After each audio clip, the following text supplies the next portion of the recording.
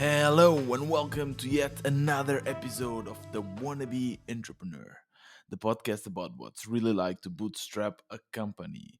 Today, once again, with audio and video, coming from Lisbon with your host, Tiago. I am an indie hacker and I have bootstrapped my own company to, I think it's now 12K MRR. And this year, the year of 2024, start at least the beginning of the year, is the year of marketing. Marketing is the word that every entrepreneur, at least beginning entrepreneur, hates to hear. At least most of them, or at least if you are a developer like me, we are not used to sell ourselves. We are not used to do sales and all that shenanigans. We just want to make beautiful code. Well, I guess for me, I don't care too much about if it's beautiful or not. What I mostly care is that we do amazing products that changes people's lives. That's basically what I want to do. But one thing that I've been saying a lot in this podcast is that once you enter in the path of becoming an entrepreneur, especially if you come, whatever background you come, really, right? Most people, they don't start as entrepreneurs, right? They start as designers, as project managers, as developers, as philosophers, whatever, right? So you come with this baggage, right? The baggage of whatever you studied, whatever you trained for. And my baggage was being an entrepreneur. So the way I solve things is kind of going back to my baggage and try to come up with solutions that I have from my initial training. So what most developers do when they face a problem, let's say we don't have enough sales, we try to come up with a new feature. And we think maybe this new feature will change everything. And the same with designers, right? What a designer would say would be maybe something, maybe we need a redesign, a new branding, maybe we need to kind of change colors, I don't know, right? And that is wrong. Unfortunately, that is wrong because being an entrepreneur, doing this transition means also like changing your background, changing your profession. You are not a developer, designer, project manager anymore. Now, what you are is you are an entrepreneur. And for that, you need a different kind of skill set. And that's what I've been learning. This is what this podcast is all about. The wannabe entrepreneur is about learning how to become a better entrepreneur. And a lot of people, especially in the beginning, they kind of question the name wannabe. That's not very good, whatever. Well, it's because I feel, and I'm more certain than ever, that this is kind of a lifetime learning process. Like being an entrepreneur is a lifetime learning process, and I'm always learning. And once I've achieved some success with Pod Squeeze, I thought, okay, the hardest part is over. Right now, getting from zero to the first 5K and 10K, that's the hard part. But I was wrong. I was totally wrong. It's just a different step. The skills as well that you need to start something are different than the skills that you need to then go from 10K to 100K, 100K to a million, and so on. So now I'm in this process of taking our company to 100K, from 10K to 100K. That's my goal for 2024, taking Pod Squeeze to 100K MRR. I know it sounds kind of crazy, it sounds almost impossible, but that's where I thrive. With the impossible or not, I don't know, I just try my best, right? So I decided that I would focus more on marketing in the beginning of the year. I decided that I needed to learn this skill. And since then, and I know it seems crazy, but we have been, John and I have been working a lot. So I have already learned and come up with a few realizations and things that I've learned from, watching videos and also trying things ourselves. So let me start by saying that, as I've been telling you in the past episodes, we are facing a plateau, right? So Pod Squeeze has been kind of growing steadily, especially in the beginning. There was a huge growth. Then it kind of stabilized, and more towards the end of the year, it reached a plateau. And this plateau, I think there's many kind of reasons for that. Everything is theories, obviously, but in my opinion, and this is a huge mistake, by the way. This is a mistake that I made, and I'm telling you this so that you don't make this mistake ever again, which is we did not invest in passive sources of users from the start. What do I mean with this? when you do a one-time kind of launch, let's say a product on launch, or you go on Reddit, this will give you a lot of satisfaction, or a lot of users, a lot of traffic in the first days, right? The moment you do the launch, in those 5 days, you get a lot of people, a lot of attention, and then it dies out. So you need to have a strategy to both keep these people, keep this engagement going, and as well to have sources of marketing, of sources of users that do not depend on your energy, on your constant energy. Like doing a product on launch requires a lot of energy, right? We need to prepare everything, we need to message people, and it's something that I cannot repeat every day. So, what is working for us now? SEO mostly.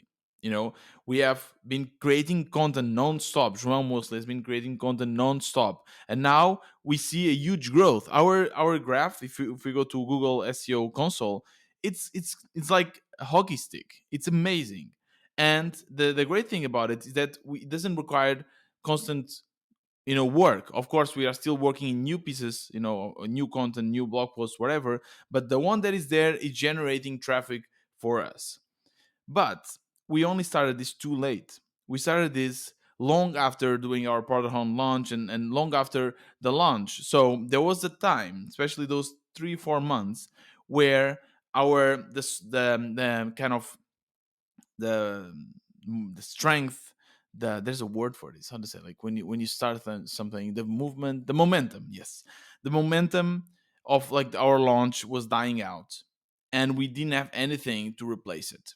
So there was a time, there was like a few months where we died out and we kind of plateaued because our SEO was not working. We didn't have any kind of passive source of users. Now, fortunately, it seems, knock on wood, but it seems that things are improving. It seems that now SEO is picking up, and we are going back to the same level of traffic we had previously, or during the product hunt launches. So that's the first advice. Like the moment you launch something, the moment you start thinking about the product, and if the product kind of takes off and you see, this is something, there's people, there's product market fit, immediately that day start investing in SEO, start investing in other sources of marketing that are more passive, that do not require your constant work, that are not like one-to-one sales, for instance, or they are not like, doesn't require for you to go on Reddit and do a viral post. Do something a little bit more organic. So that's something we figured out. Another thing is that it can also justify a little bit the plateau, and I've told you this before, is that we have reached this gap. There's a gap between the early adopters and the early majority. The early adopters, the innovators, are the people that basically they love technology, and every time they see something new, they want to try. They are the first ones to try, even if it's a bit buggy.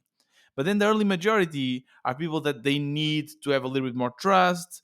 They're not willing to, risk it.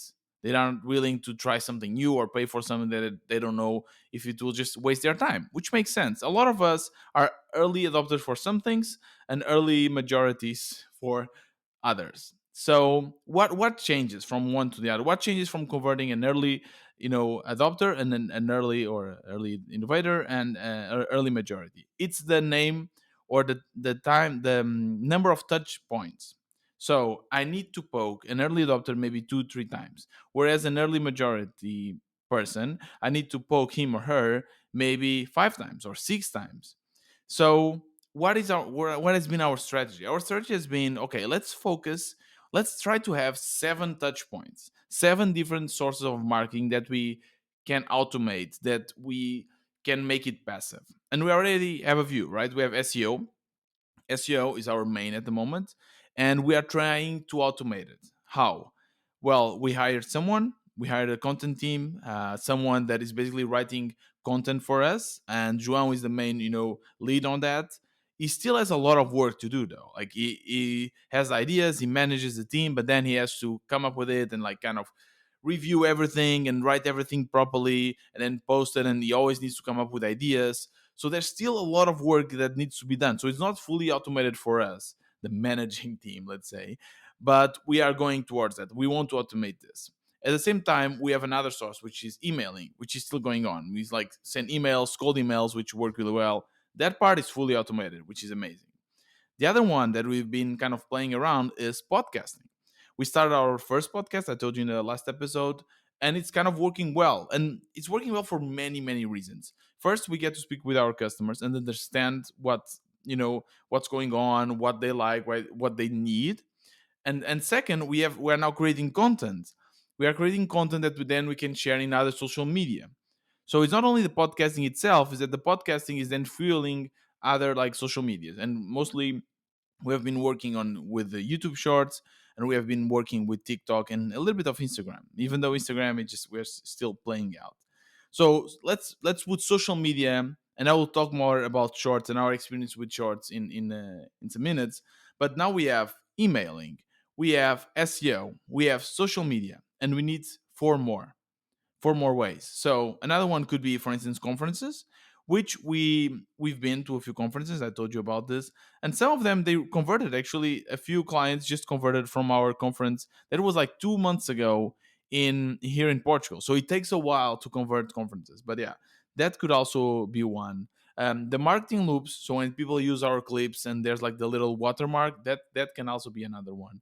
And there's others. You just need to be kind of creative and come up with other sources of marketing and automate them. And that way, and that's my goal, is that every podcaster, in the sphere of podcasting, everyone knows about PodSqueeze. Like there's tons of competitors, but if they think about repurposing their content, they think about PodSqueeze. No other competitor, and that's a goal. It's, of course, it's hard. Again, it's the same as like getting 200K. It's not easy, but it's something that we need to do. So to do that, we need to be everywhere, and to be everywhere, we need to as well learn how to work with different kinds of sources of marketing. So now, as I said, we have been focusing on mostly the podcast, and we take this content, we make shorts, and with these shorts, we share them on, let's say, TikTok, YouTube, and Instagram.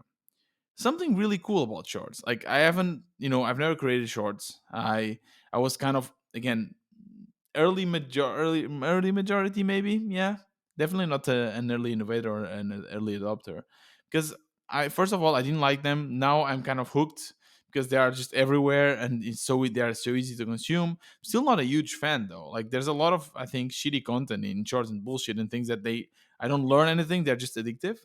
And there are some of them that are really cool, to be honest. So we started doing them. And first of all, for YouTube, they need to be less than 60 seconds. It depends. Each platform is different. For YouTube, you need to make them less than 60 seconds, which is great because we have been using PodSqueeze to do these shorts, and we have been learning as well what can we improve in PodSqueeze. And we share them. We share them on YouTube, and we did like 3 or 4 shorts for our first episode. I went to bed. Next day, I wake up and I'm just still very sleepy. Click on YouTube, and a huge spike of views. Like, I think 600, 700 views in one of the shorts. Like, oh my God, what is this? I was so excited. I was like, man, this is working. This is booming. It's just growing. And it was like a hockey stick, just going up, going up. And I thought, wow, we just nailed it. First try. Amazing. But then it kind of died out. It plateaued, and YouTube stopped showing our short. Now, I don't know why. I don't know what YouTube, like, what's the algorithm, but what it seems is that, they try out different charts. So I just created something, they take it, they show it to a few people, they see the metrics. If it works, they keep on showing. If it doesn't work, they stop showing it. I guess that's the same to what they do with long form shorts, but with long form videos. But with shorts, there's just more people watching. That's why we have this spike. We were happy though. We were really happy because now with one simple short, we just got 600 views and maybe 2 or 3 more subscribers on the YouTube channel. And keep in mind that in the meantime, we also released the full interview on YouTube, and we just got like 20 views. So like a huge gap. Some shorts though, they didn't have any views, but they still have like at least 30, 50. So then we released the next episode. We released the next episode, again, a bunch of shorts. There's one really cool that was really nice with Dave from School of Podcasting, where he kind of shares about the impact that his podcast had in someone's life. And that one blew up. Well, for us, for us blew up like to 2,000, 3,000 views.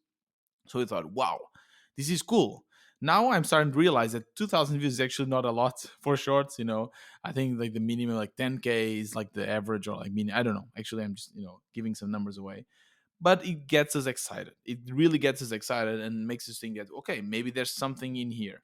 Again, is it something that is passive? Is it something that we can automate, or does it require a lot of work? I still don't know. What I suspect from my experience as a user, consumer of short, is that at first you get like one or two shorts about like a creator, and then if YouTube sees that you are watching it, it starts recommending more and more, and suddenly like all you can see is that creator.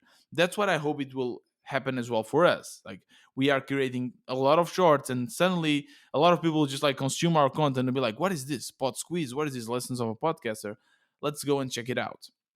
I don't know if it will work with you, if it will work, but it seems good, it seems interesting. Now, your question, but Tiago, is this creating or bringing traffic to your website? Is this bringing new users? That's the money question. That's the question that we are asking ourselves. And we kind of created a survey. So when people register themselves, they can say, hey, where did you find Pod Squeeze? And this is crucial. This is something that João, he has been telling me for a while, and I kind of delayed that, but I should have been a bit faster with that, because now we can really see, hey, there's few people coming from Google, few people coming from YouTube. And it's really funny because we get most people coming from Google, but they don't convert as much as people coming from, let's say, YouTube or Instagram influencer, or like word of mouth. By the way, that's another source of marketing, word of mouth. So if I recommend you, Pod Squeeze, and we are friends, right? Like, I mean, you know me, like we have been together for like 2 3 years speaking about this, and I tell you like, hey, go and try out Pod Squeeze because it's really amazing. It's a great tool. You'll be like, okay, I trust Tiago, so I'll try it out. But if you want something, or you want to repurpose your content and you Google it, you don't have any trust. There's like Pod Squeeze and there's like ton of other competitors there. So like, why would you pick Pod Squeeze? Like, there's no connection. So there's less trust, therefore the conversion rate is lower. So it's funny because different sources of marketing have different conversion rates. So even though we might bring less traffic from YouTube or from a paid sponsorship, it doesn't mean it's worse, because the conversion can be higher, and this is really really important. So now we are just exploring everything, and one thing that I've been noticing, and this is again going back to the skills of being an entrepreneur, is that your time, your valuable time, must be used in doing things that only you can do.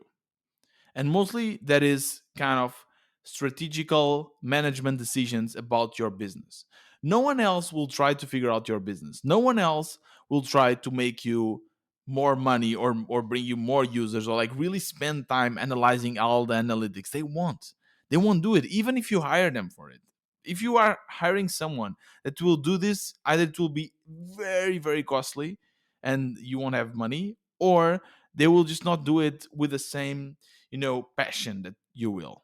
So my advice for myself, and as well I guess for you too, is hire or try to automate the tasks that you, like, everyone can do. And with that I mean coding. I mean, yeah, cool, I love coding, I love building products, but to be honest, everyone can code. Like, there's tons of developers. Create, like, even like our podcast, recording the podcast and then editing the podcast, writing SEO content. There's tons of people, and they're probably better than us. They're probably better than us doing this. So why would we do it ourselves, right? So that's the first thing, and that's something that we need to do. These past 2 weeks, I've been feeling really overwhelmed. I've been working hard, like really hard, sleeping like few hours, and like working. I don't leave my place. Like, no, I need to do this. I need to do this. I need to defeat this plateau. I need to keep Pot Squeeze growing. And I've been pushing like Jean as well really hard. And like, we are really trying to get this, done. And we are hustling a lot. But this is not a good strategy because it doesn't work in the long term. What works in the long term, though, is again automating this process. So now, instead of myself trying to code like crazy, like we have a developer like Rishav is working with us on this. So I just like, okay, write down the tasks, give it to him. And now I can focus on maybe marketing and strategizing. Another thing that it's been, and it's funny because sometimes we kind of find solutions that work and then we ignore it. And I'll tell you why. So when we started going with SEO and we're thinking, okay, SEO is the thing that we should focus, we tried ourselves. We tried writing a few content blog posts. It wasn't working. It was not working. So we did this for like 1 or 2 months. And then, as pure coincidence, I was interviewing people to become developers. Like one, I was when we were trying to hire a developer for us, and I interviewed one guy that also said like I did a bunch of work with SEO. I also do SEO audits. And I, in the end, like he seemed like a really cool guy. In the end, we went with someone else. But then I thought maybe he can help us. Maybe he can help us with SEO. And we asked him, and he said, "Yeah, we can do an audit. We can do an audit, and it's $700 or $800, and I will like really dig deep into your product, give you a strategy. We have meetings. I'll explain, and I will basically take all the information I've learned, in the past years, figuring out SEO, and I'll tell you how you can apply to your business." And at first we thought $700. I mean, that's a lot of money, but we said, "Fuck it, let's do it." And now we are super happy because what he told us changed everything. Now we are doing things properly. Now our SEO is growing like crazy. Now it's like the best, one of the best investments I've ever made with a business. So now, and I kind of ignored it, and I thought, okay, great, that worked perfect. Now let's go for Instagram. And I am doing the same. I just realized that Joe and I, we are figuring out, doing some shorts, seeing what works, and then why are we doing this if we can just apply the same thing that works so well with SEO? Let's find someone that has spent the past 2 3 years, figuring out Instagram, figuring out like shorts, whatever, and let's ask this person to help us. And yeah, sure, $1,000 bucks, bam, we pay it because now instead of us spending 2 3 months figuring this shit out, there's someone that will like basically give us a recipe. If you want to make a great, amazing lasagna, right? What is better for your, mom come and explains it to you and tells you like piece by piece how you can make your lasagna so that it's amazing, or you figuring it out for like 2 3 months? No, if you want the lasagna now, it's much better if someone teach you, right? If you like the experience and the learning and so on, that's fine. But as an entrepreneur, our goal is to make money, right? And make, have some growth. And if that's our goal, then we need the results fast. So I think that's something that we will do. We'll try to hire someone to do an audit to help us out and define a strategy. And once we have this strategy in our possession, then we can hire someone, and then we can try to apply it and hire someone to automate it. And I think this is cheaper. Because another option could be, hey, and you could be asking this, Tiago, just hire an agency, a marketing agency, and delegate all of our social media to them.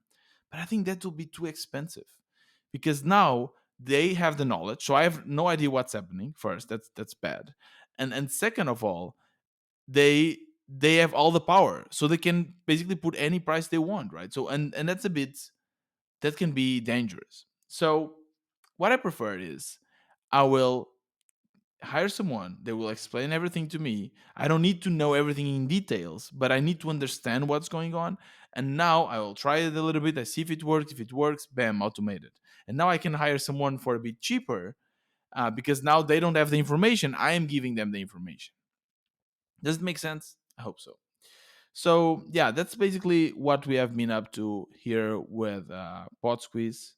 And yeah, it's been fun. It's been really fun. It seems that it's working out, which is great. It seems that our numbers are increasing. Our kind of retention is also increasing. So it's cool. It's really good, and I'm feeling a little bit more relieved, even though I've been feeling really stressed and really working hard. This, when you feel that you're getting a bit close to burnout, or yeah, quite often this happened already to me a few times when I feel that I'm pushing a little bit too much. I'm If I keep doing this, this is not sustainable. That's basically what I'm thinking. This is not sustainable. I need to come up with other solutions. But yeah, that's it. I don't have much more to say. I hope you follow this, and you think that this makes sense. If you think that what I'm saying is bullshit and makes no sense, please shoot me a message, on Instagram, not Instagram. No, no, I'm not using Instagram for me for this. I'm using Twitter. Yes, so shoot me a message on Twitter, WB Tiago. It's my handle on Twitter, and I will answer your message. One cool thing I just did as well, by the way, I just made the community, our community, the WB space, free. Yeah, so now you can join for free. The reason why I decided to do this was because I felt that it was not fair to ask for money for a product that I don't have time to invest in. So I don't think the quality is as good now. So now it's free. You can join, and the link will be in the show notes.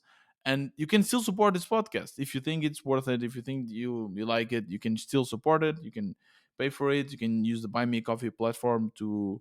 I'll probably create something as well, so like $5 per month or so. And if you want me to continue doing this, and you can support it there, but you can also join the community for free and meet other entrepreneurs. The link will be in the show notes. So thank you very much. I wish you a great, great week. And this was another wannabe entrepreneur. See you in the next episode.